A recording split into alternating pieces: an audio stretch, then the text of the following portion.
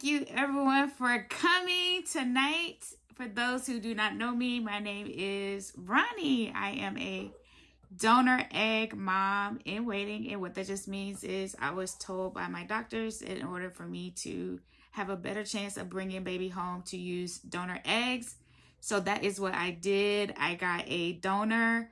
I've had some complications, but I'm still on the road to get my baby. I am on transfer number 5. And so that's just a little bit about me. We have Kia on the panel tonight. She is Hi, going to be hi. talking about her journey. She used embryo, and the word is interchangeable. It's embryo adoption donation. Some people Yeah, refer to it as that. So why don't you start yep. by telling us any fertility issues or tell us how you Yeah, started your journey. yeah, I had plenty.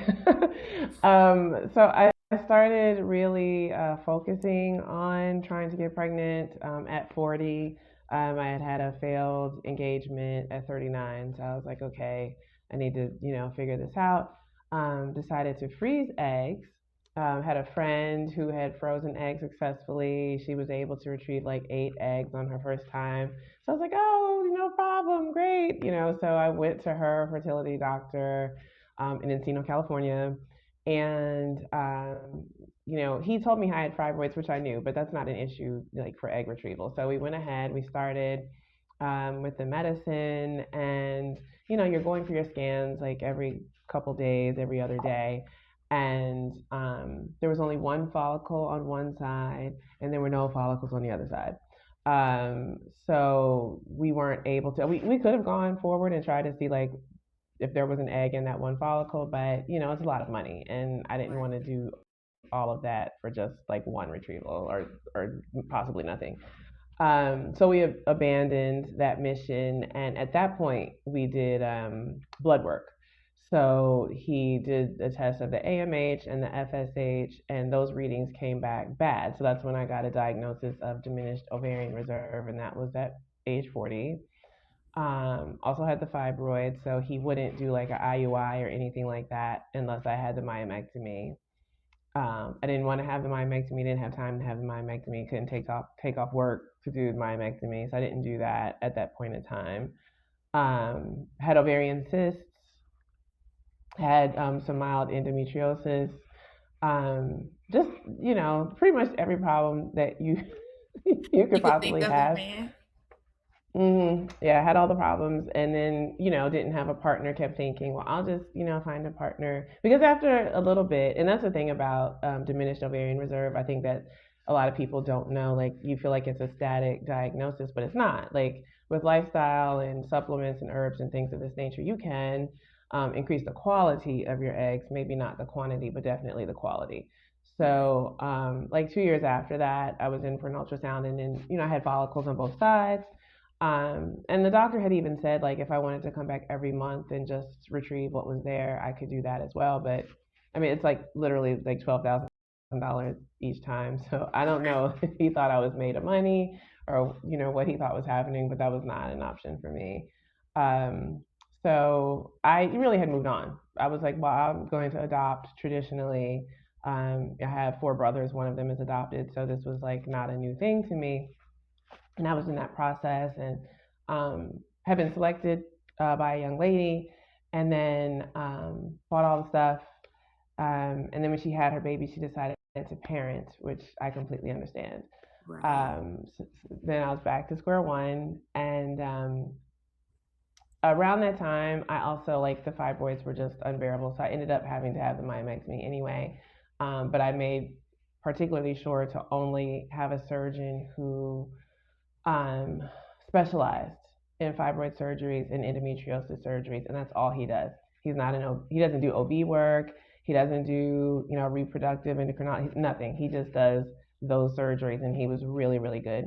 And he's like, you can carry if you want afterwards. But at that point, I was like a year into menopause, so I still was just like, oh, it's not possible. Um, and And how then old were you at that time that you said you were going into menopause? uh 48, like 48, Like, 49, okay. which is kind of early. Um, and so the one of the adoption agencies, I was on their newsletter list, and so I was a little frustrated with my own agency. That's a whole other conversation that we can have if you want. They just were saying I was being too picky about like drugs and things, like if the birth mother had been on drugs and this sort of thing. So I was looking at other agencies, and on this newsletter, I was talking about not just traditional adoption, but also embryo adoption. And I was not even really aware that that was a thing. This was really like the first time it was like coming into my consciousness. And so then I, sort of thought about it, and I, did some research, talked to some doctors, talked to my mectomy doctor again. He was like, yeah, like if that's what you want to do, yes, you can do it.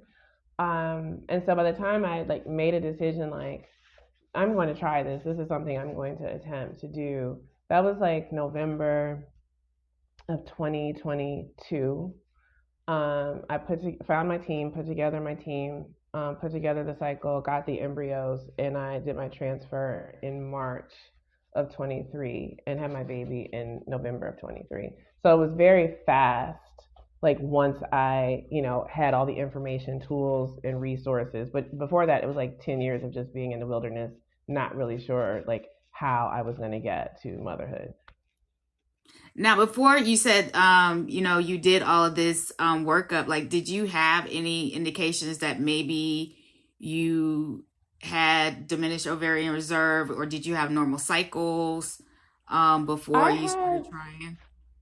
So I had been on the pill for 2 decades before, and my, like early on, like in my early 20s, you go to Planned Parenthood and they put you on a pill, and like the first one they gave me was terrible. And I had a friend who was a OB, and so I asked him, I was like, like this is awful. Like, what do you recommend? And he said he recommended Yasmin, which was supposed to be like the lighter pill at that time. It was like early 90s. And I was on that or like a Yasmin alternative, the generic, for like Right. 2 decades. So I get off, and I got off like 3 months before I was going to do the egg freezing, thinking that that would be enough time for the ovaries to pop back. And it wasn't. I definitely needed like more time, more supplements, just more everything, and didn't know it. And I had like abnormal cycles in terms of like them being very heavy, but they were, regular. But you don't really know what's happening because like the pill is sort of like masking all of that. Right. Once I got off, I still was mostly regular, but like super heavy, because of the fibroids. Um, so I, because of the heaviness of the periods, I didn't think, that there was any like lack of eggs or Right. anything like this. Like it's just ignorant. I didn't know. So yeah, that when I found out that, like it was a diminished ovarian reserve, I was definitely like shocked and depressed. And I mean, the day I found out, I cried the whole night. It was terrible. I think that's valid. I think that we aren't, I think now the education, or even still the education is not there. The education is only there if you're going through the situation, or maybe perhaps you have a friend who's open about sharing it, or maybe a family member who tells you about it. But I mean, we still find women today who don't know what diminished ovarian reserve is, or POI, or any of these conditions are, until Yeah, they are faced with those issues, and then they're going, okay, what am I supposed to do? Who am I supposed to talk to? yeah, So that's what this platform is basically supposed to do, is to kind of give some experiences of what we're all going through, because it's hard yeah. not knowing those answers. Now, you said that you were going to adopt, and then you had two situations of adoption, right? What happened with the second one? There was just the one time that I was Okay, I was selected by a young lady. Yeah, I mean, I was in the adoption process for about a year. Like I started during COVID, and I was gonna, go through the state and do like the foster to adopt situation. I was in New Jersey at the time, and New Jersey, like, they shut down their entire program, and it was very odd because like kids are in these like you're in lockdown essentially, and in New Jersey we had the National Guard, like we had a curfew, so like you really couldn't be out, and so that meant that there were a lot of kids in situations with like abusive parents, but like no one to help them and nowhere to go. Because New Jersey definitely they shut down their whole program for foster parents for like 2 years. So I didn't want to wait for that. I didn't know, when they were going to open it up, if ever. So I went the private adoption agency route. And then so I was in that process for about a year until I found out that I was pregnant, and then well, a little over a year. And so that application, I just put my application on hold. I may like reopen it because I do want my son to have a sibling. Okay. And I'm not sure if I would carry again or not. It just kind of depends on physically what's happening with me. But yeah, it's I mean, I would love to have as many children as I could afford. Um, so like I'm never like saying never or that like I'm done, but I'm just not sure like how the next child is going to get here. We got to figure that part out. That's understandable. Now, where I know you said you had a clinic, but how was your experience looking for embryos? Was it difficult? Because I know It you was. just said that the adoption lady said that you were picky. How was your experience, and were you picky about your embryos? Like, so to clear up the thing about the pickiness, I just, because I'm single, I didn't have a partner then, I don't have a partner now. I worked a lot. Like when I was going through the adoption process, I was, it was COVID and I was working at a startup and we were like trying to survive as a startup. So we were doing like 16, 18-hour days. And I knew that if I adopted a child that had, a lot of maybe like fetal alcohol syndrome, or, the mother had done a lot of drugs, and then there was a lot of like therapy and things that needed to happen. As just a solo parent, that was going to be challenging. So what I was putting was willing to consider, which is WTC. You put it next to every type of drug that they ask you, are you willing to take a child that's been exposed? So I had WTC next to everything, and they were like, "Well, you need to put yes next to everything in order to be shown, to that expecting mother." But you just have to like know like what your limits are, right? Like what you can handle as a person. Right. So moving into your question about like finding the team and stuff, it was a little challenging, not like horrendously so, but the newsletter where I was like, oh, like adoption, embryo adoption is a thing. I did reach out to their agency. They would not work with me because I was not married and I was 49 at the time. So they were like, well, try these other places. So then the second place I tried, they were like, oh, we would love to work with you, but we don't have a lot of African American embryos. Great, thank you. So then, you try the next place, and that place actually did have a good diversity of embryos. So you had African American embryos, you had Indian embryos, you had Latino embryos, and white embryos. So that is where I found my embryos. So that's probably the third place that I looked.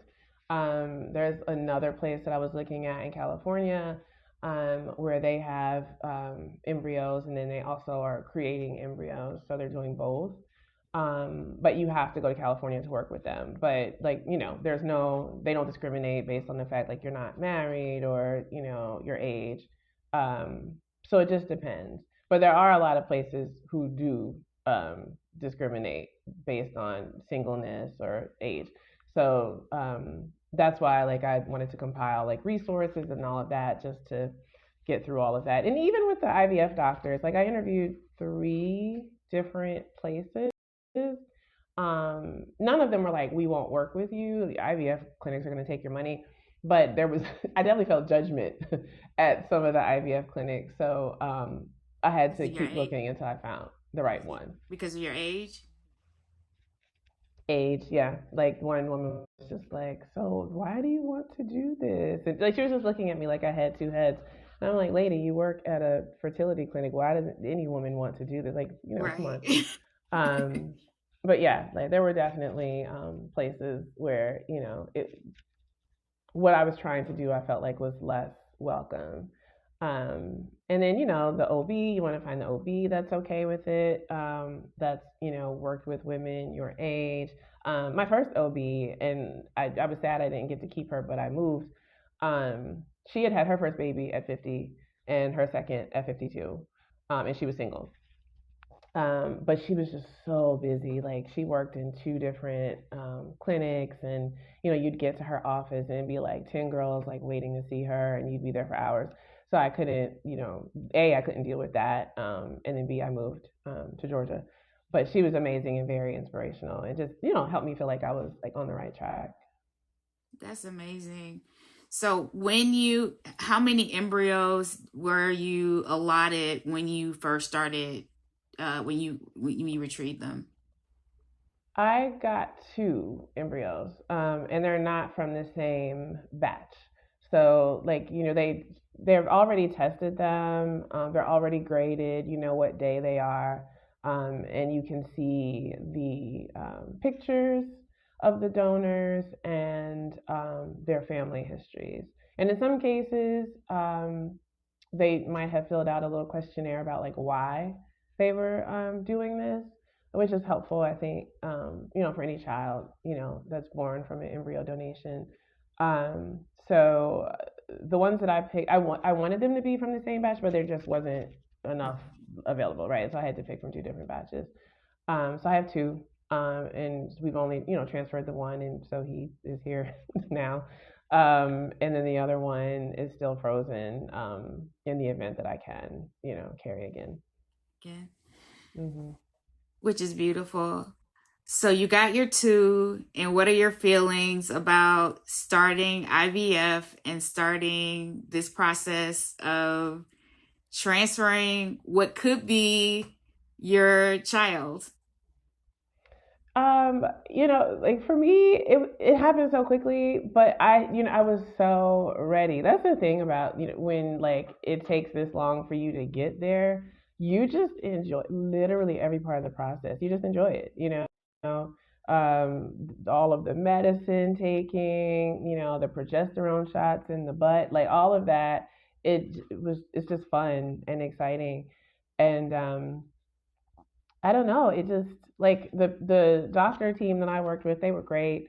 They did, because I was a year into menopause, we did like a fake cycle to like shed the lining of the uterus and just make sure everything was everything. And it was so funny because when they put me on the estrogen and the progesterone, I immediately felt like back to like my normal self. I didn't know that I wasn't feeling like my normal self, but that the hormonal thing, when it's like slowly depleting, you don't notice it as much.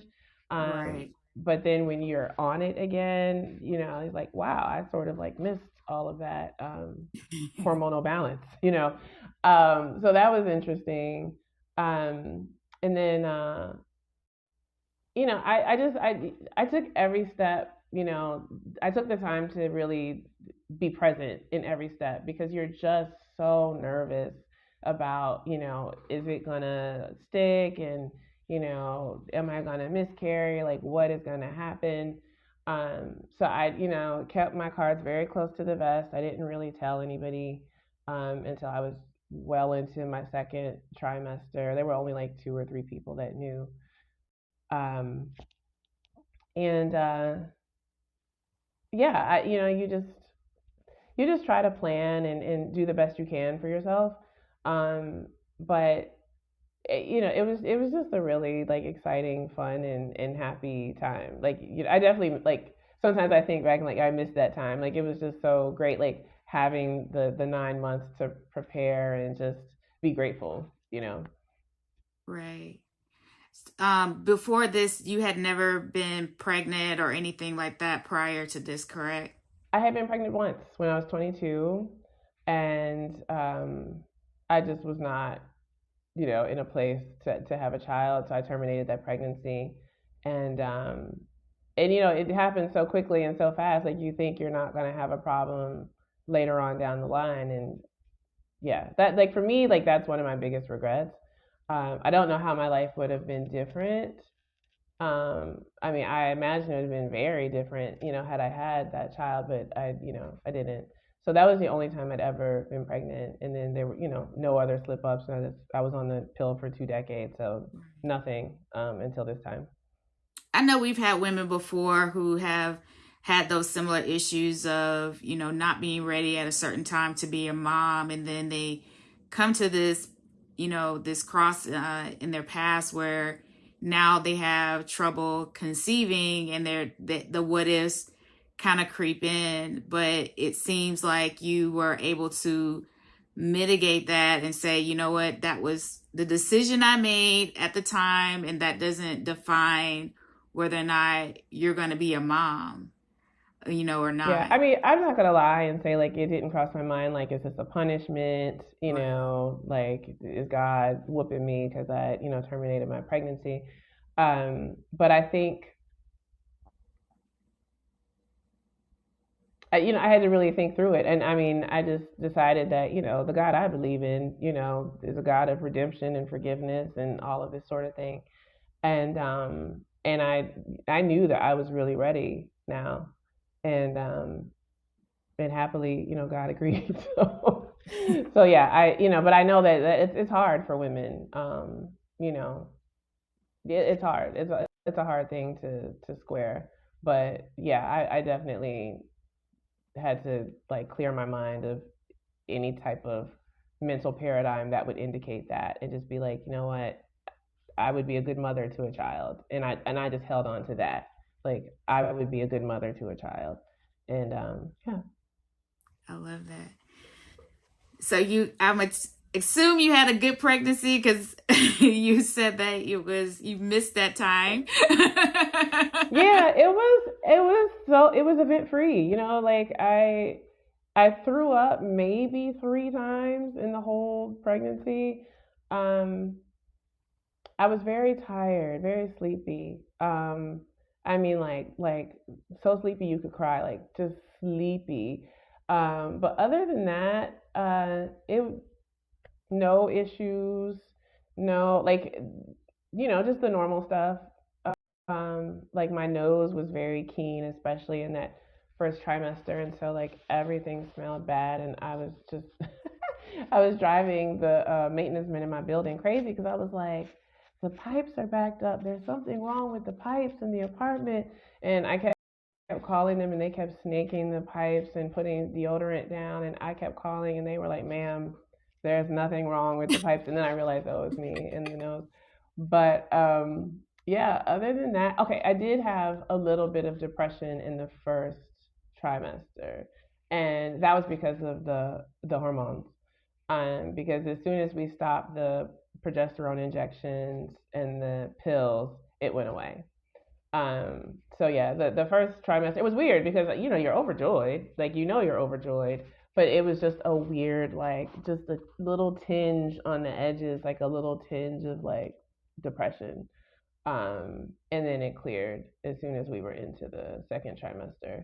I had a maternal fetal medicine doctor because I, was obviously considered high risk. They consider like IVF high risk, and then of course, my age. So what's good about that is that you have this extra doctor on the team that you get to see very often, and they're always doing, ultrasounds and stuff, so you get to see the baby all the time. So that's fantastic. And I had two. I had a MFM in Jersey and I had an MFM in Georgia, and they just have so many stories. Like the MFM in New Jersey was telling me about a lady that she had delivered who was 67, and she had a partner who was in his 40s, and they were in love and wanted to have a baby. And so yeah, his sperm and obviously a donor egg, and had an uneventful pregnancy, and yeah, that was like the oldest lady she had delivered. So yeah, these people have all kinds of stories. It's really interesting. Um, but yeah, and it's great. It's great to have that many people on your team, looking after you and whatnot. I love it.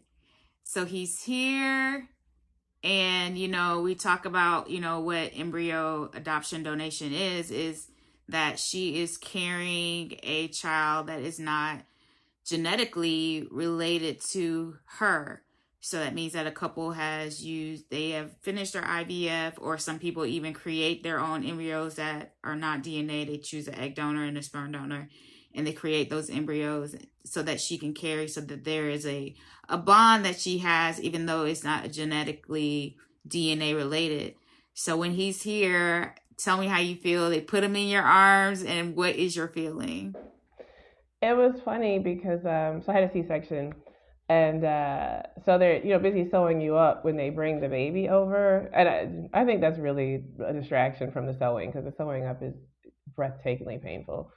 Um, but the first thing I was noticed was that he had lips like mine, and I was like, "That's so crazy! He has my lips." And then they took him away, and then you're just there dying while they sew you up.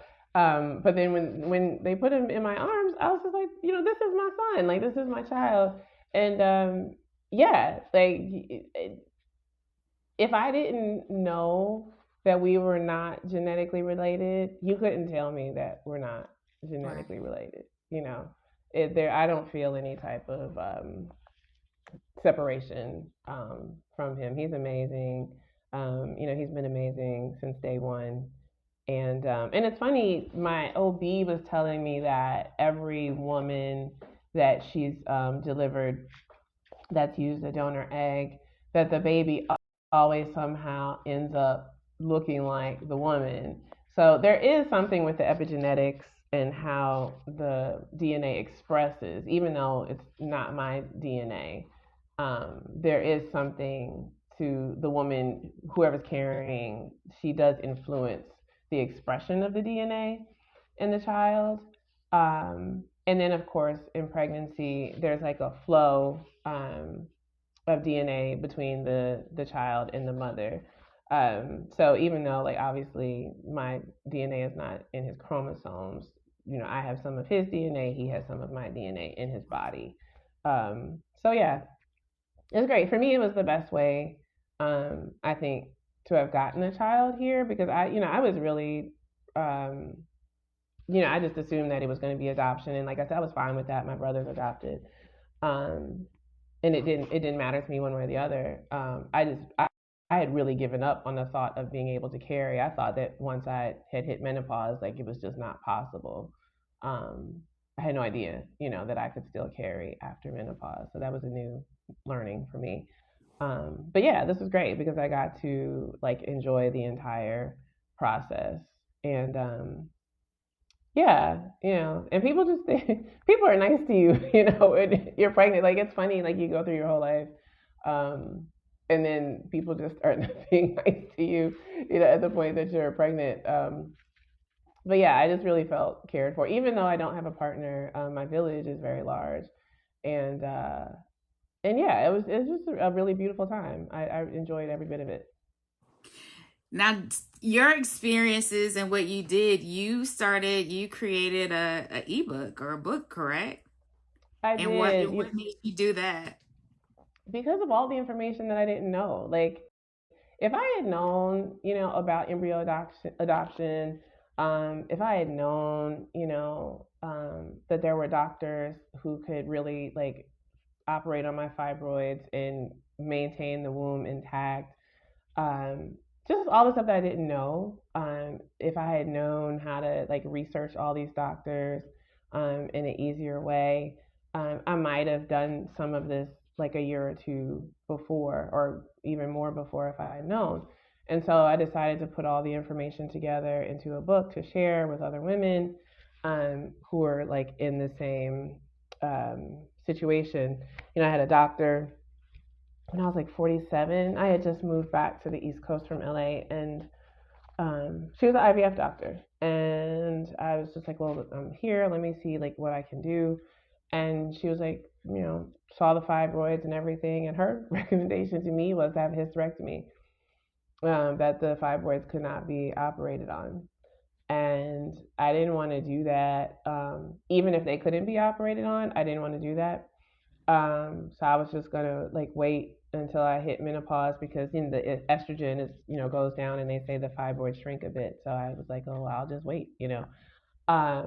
And it wasn't until like 2 years later that I met the doctor that was like, these fibroids are nothing, and he was able, to do the surgery.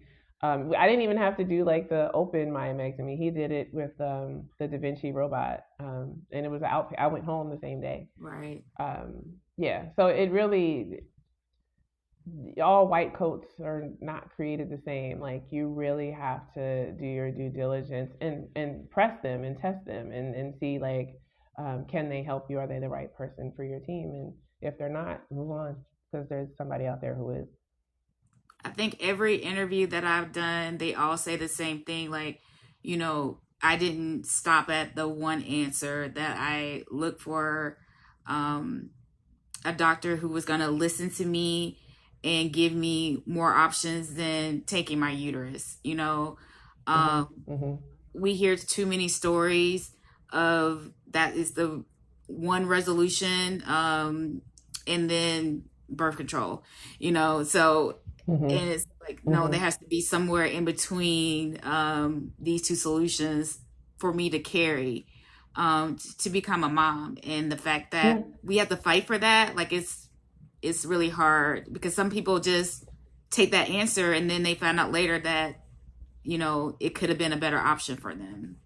Absolutely. Absolutely. Yeah. It's crazy how, I don't know. I mean, I don't know if like these recommendations are coming because of like the payment, or the people just don't have the skill set, to deal with whatever your issue is. But yeah, you have to get a second and a third and a fourth opinion, really, before you make any kind of decision, especially one as drastic as like a hysterectomy. Like my mother had a hysterectomy, and that was like a really terrible time in our house. And I was like, I'm not doing that. Even if I can't carry, I'm not doing that. Right. Yeah. So, and I'm so glad I didn't, because I wouldn't, be in this point today. So yeah. So all of that, all of the supplements that I took, which, I mean, what worked for me is not necessarily going to work for somebody else, but my IVF doctor, they were constantly running my blood work, and so I was always looking to see like, am I in range? Am I in range? And like historically, I've always been anemic, and so my RBC and my WBC, red blood count, white blood count, were doing kind of funny things in the beginning, and I did not. I was like, we're not going forward until the blood work looks right. Right. So I kept kind of fooling with it, and adding supplements here, adding supplements there. And I would, tell my doctor that I'm doing this. But I just wasn't going to move forward until like the blood was looking like it could support um, an embryo. And then I was spent a lot of time on YouTube, so you can go down all these YouTube rabbit holes of like what other people are doing. I wanted to have enough time to do my acupuncture and get my body right. And there's a influencer, who's like a year or two older than me. Her name is Simply Tanika, and Yeah. familiar with her.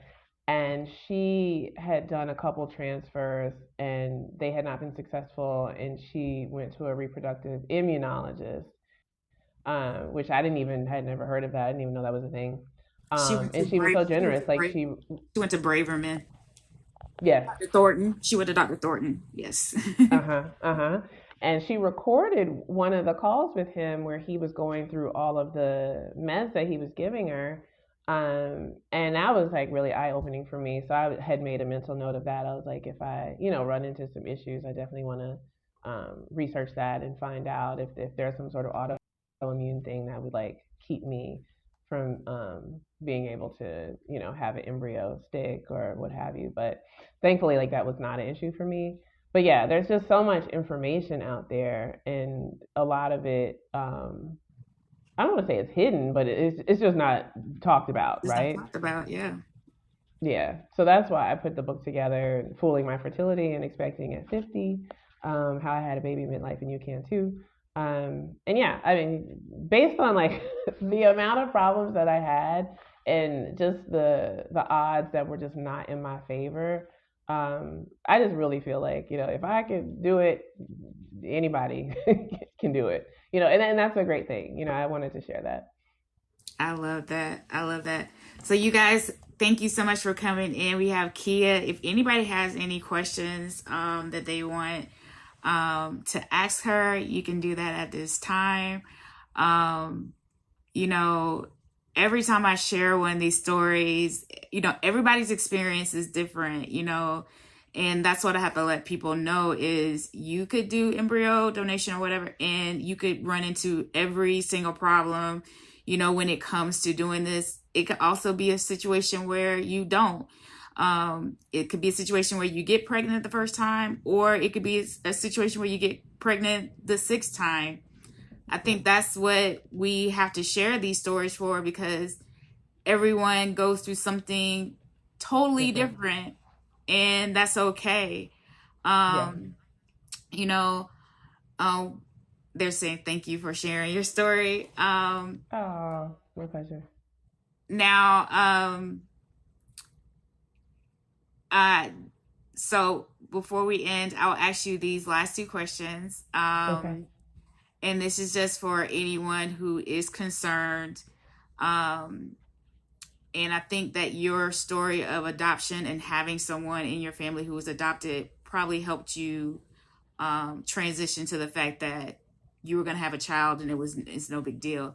But what Mm. about what would you tell that person who is concerned about, am I going to be am I going to be able to bond with a child who does not share my same DNA?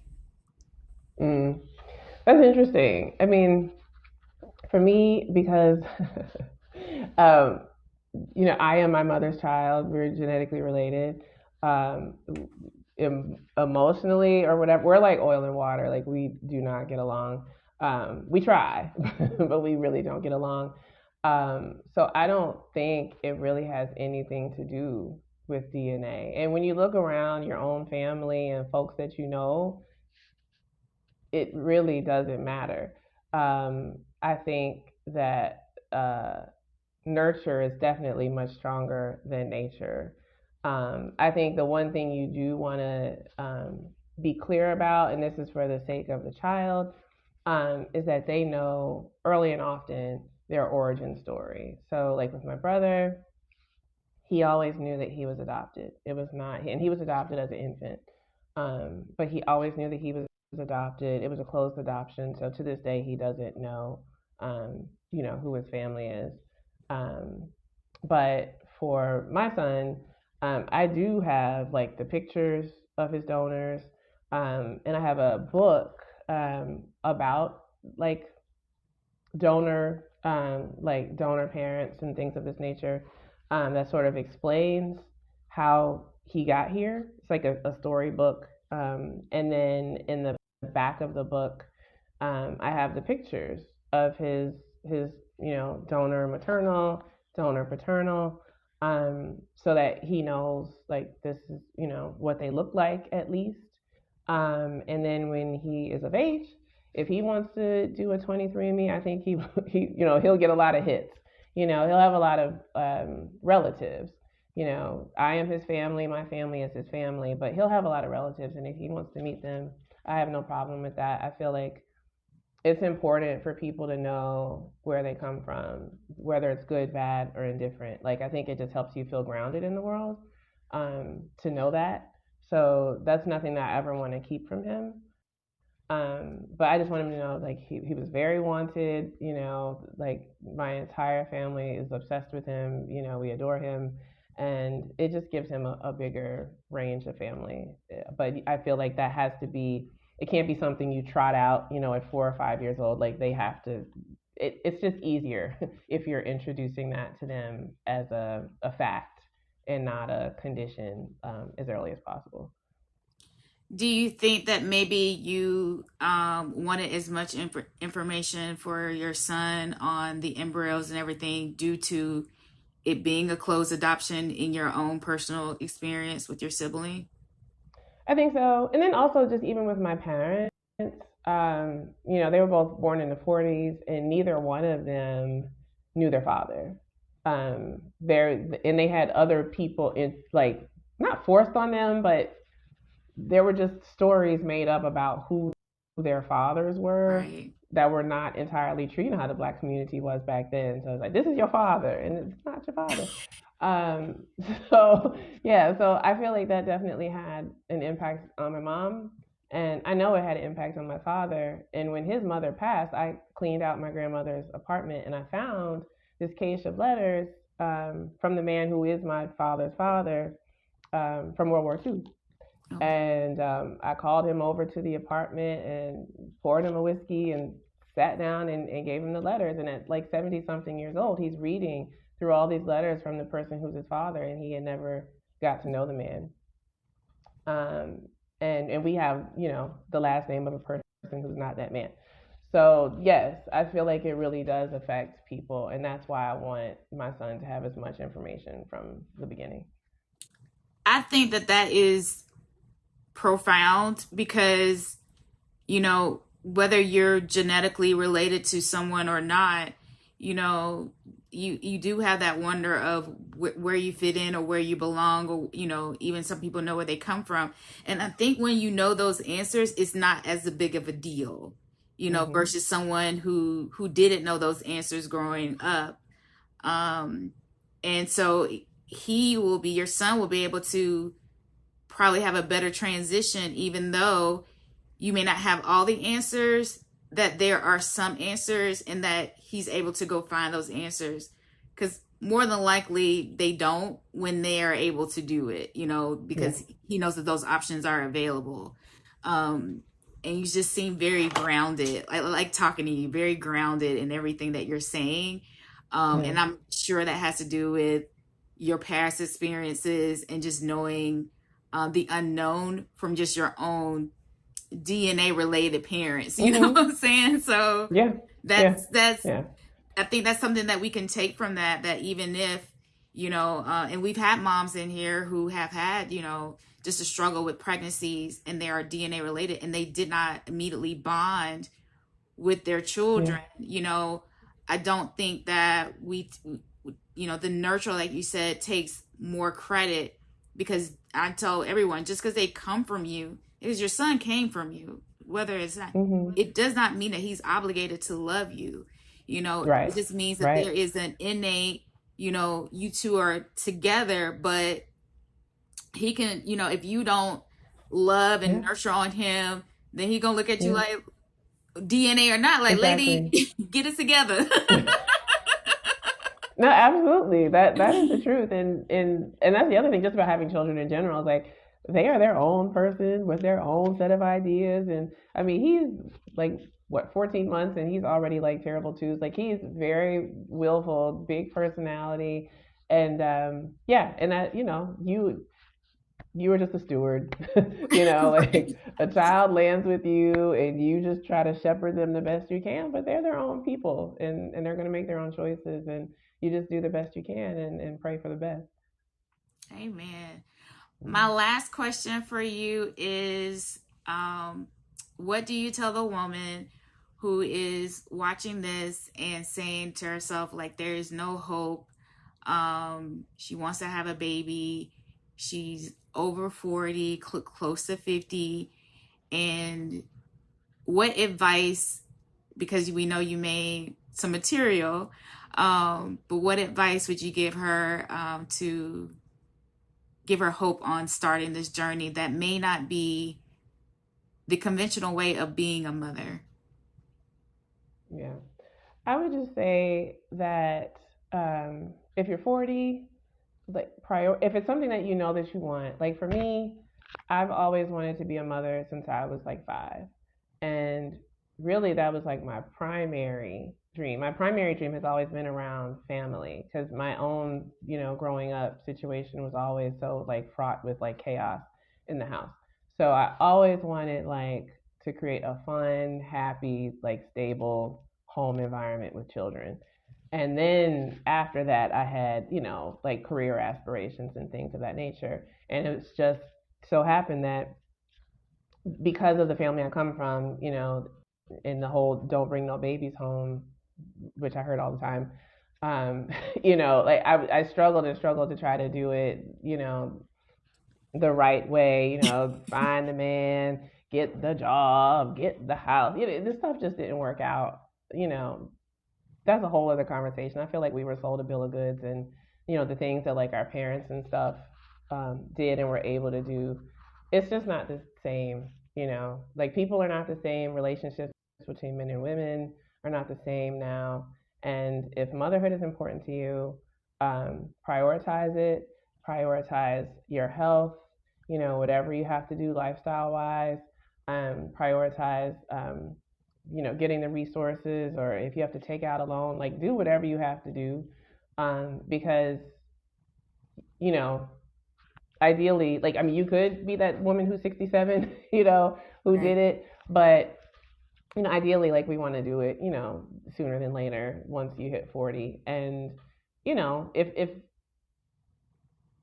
the partner, don't let the lack of a partner, or if you have one, fantastic, that's great. It does make it easier, or it's nicer, I think, when you have somebody to support you. But, just because it doesn't happen in the way that they tell us it has to happen doesn't mean that it all can't happen, and that in the end it won't all be right. So, don't feel like you're alone. Definitely these types of resources. There's more women, there's more people like us out here than we think. We're not alone. Your situation is not as dire as the doctors are. Like, you go in and they're like, oh, geriatric pregnancy, fibroids, like they just make it seem like, the folks never had a baby with these conditions. And it's like that's a lie. It's a lie. So don't let, doctors scare you with like bad reports. um the most important thing I think you can do is like put together the right team that's going to support you. Like my myomectomy doctor, he's from Turkey, but he lives here now. But that doctors who were like, no, this is not a far-fetched thing, this is not ridiculous, like those are the kind of folks that you need on your team. So you really want to start there. And then, just slowly but surely, keep stepping towards your goal. And don't be discouraged. Like that's why I love, Simply Tanika's story, because she, had so many failed transfers, and she didn't let that stop her. And the fact that she was, doing it publicly on YouTube, and she didn't let that like embarrass her. A lot of times, like we get embarrassed, or we feel like, who are we, to be trying to do this thing. She was so inspirational for me. And so, like, don't let, an obstacle, um, deny you. Just keep pressing, because it can happen. I'm so glad you mentioned her because she was really truly when I was looking for, anybody who looked like me, documenting, or, I went on YouTube and she was there, and I caught her in the middle before, like when she was trying IVF. So I didn't see the part where she was Okay. doing trying naturally with the IUI. Like I missed that part. But I did see probably the second. I saw from I think the second on to Sugar Bear is what she calls her son. Yeah. Yeah. Um, but I watched every last single video, Me too. cheering her on, because Yes. at that point I think we were all yeah, if you watched it in real time, we were all invested, and Yes. 100%. her emotions were definitely real and raw, Yeah. and Raw. um we all were like, okay, and she took her breaks and she figured it out, and now she has a son. I think she's doing transfer number 2 now, right? Yeah, she's gearing up for transfer number two. Yeah, so she's gonna transfer again, and she's 50, 54, Uh, 52, 50, something like 53 or 54. Yeah, she's like a 53. year and a half, 2 years older than me. Yeah. Right. Hmm. So she's gearing up for that too. I haven't watched the recent ones, but I did see, because I get her notifications, because she's not Yeah. as, because she has a child now, so Yeah, she's she's not not as active as as she was. not as regularly like the post. So I'm like, so sometimes Yeah. I see it, I'm like, wait, she's doing it again. Wait. Yeah. Yeah, the last one I watched, she was like going to get her diet and stuff together, and like, getting ready. So I need to check back too to see, what's But happening she's with her. But definitely, yeah, she definitely like helped me keep my head on straight, as I was like preparing to go through my process, and just made me feel less, not that I really care what anyone thinks about me, but, just, I guess, prepared me to deal with, Right. the possibility of judgment and this and that, and just also like helped me to know like, okay, well, I need to protect my peace while I'm in this, the beginning of this process, and just not opening it up. Like, I mean, most people that know me did not find out until after he was born. They found out my son was born on November 15th, and they found out on Thanksgiving. That 95% of the people who know me. And sometimes you have to do that. You have to be that way because it's so much. One, this is something you're doing by yourself. You've never done before, you know.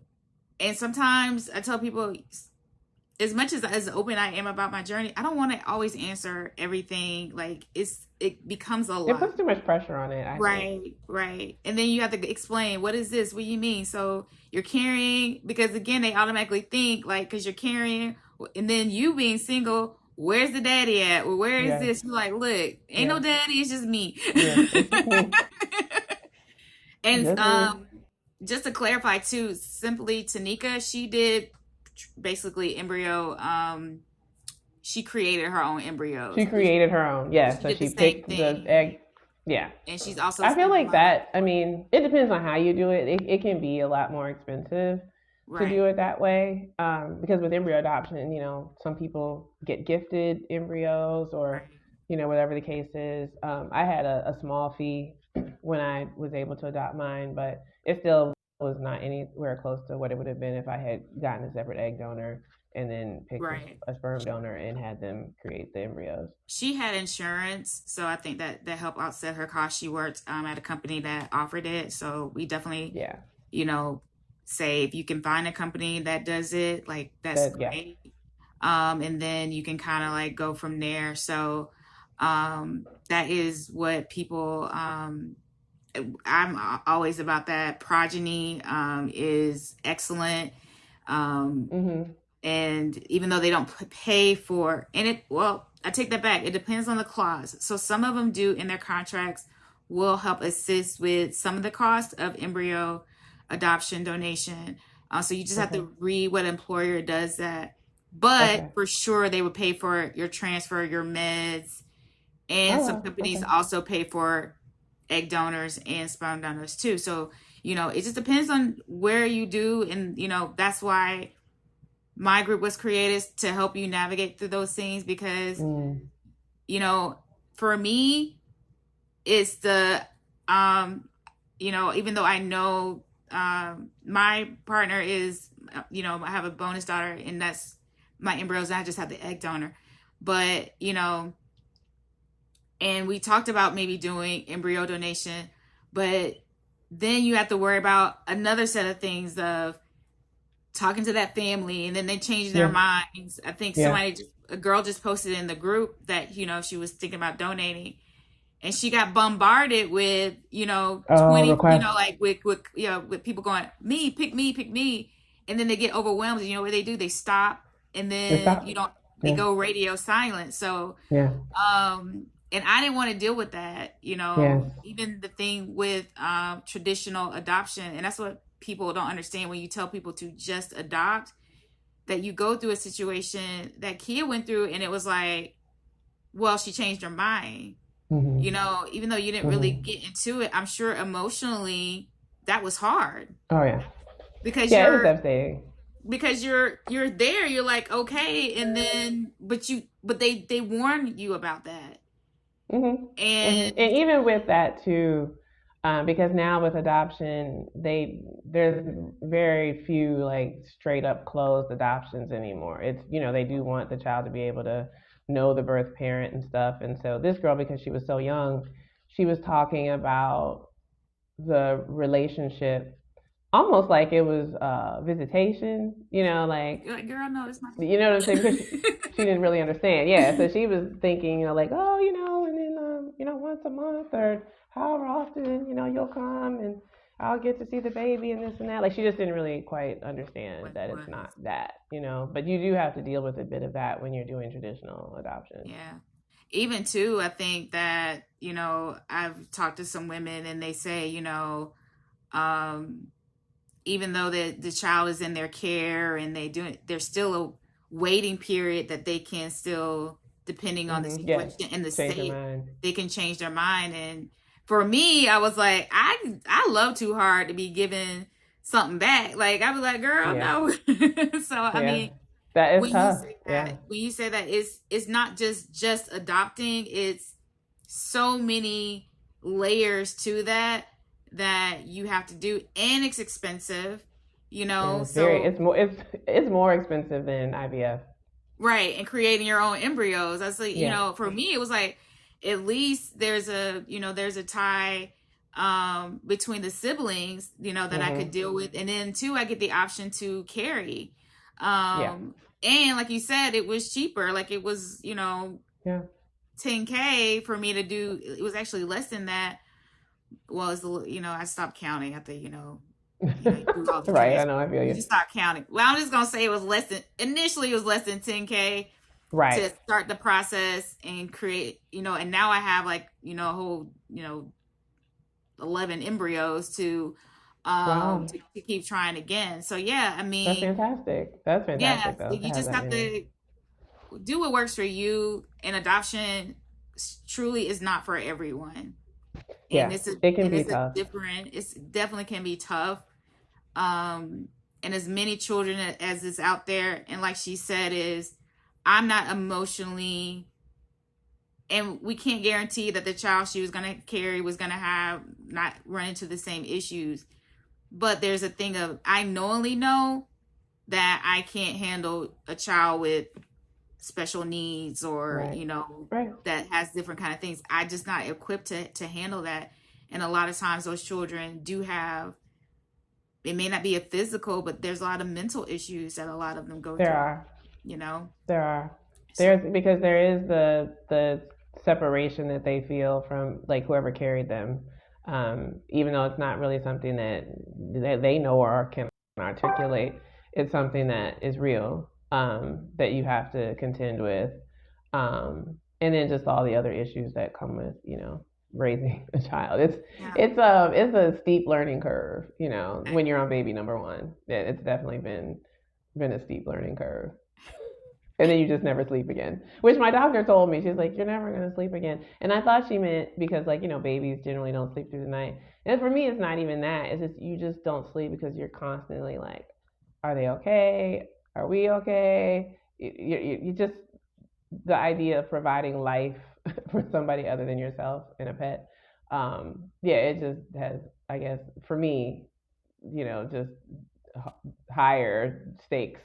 So that's why I don't sleep. But it's Right. great. I mean, this is the only thing I've ever wanted to do, so I'm just so grateful. Well, thank you so much. Now tell us where we can find your book, on what platforms we can find it on. Absolutely. So the easiest place to get it is on Amazon. It's available as an ebook. Let me grab it. This is it, Fully My Fertility and Expecting at 50, How I Had a Baby in Midlife and You Can Too. So you can grab it on Amazon as a paperback, hardback, or ebook. If you have Kindle Unlimited, it's essentially free. And then it should be available as an Audible within like the next week. And then, if anyone gets books on Ingram Spark, it's also there, but that's a more complicated way to get it. So I would just say Amazon. Okay, great. Hmm.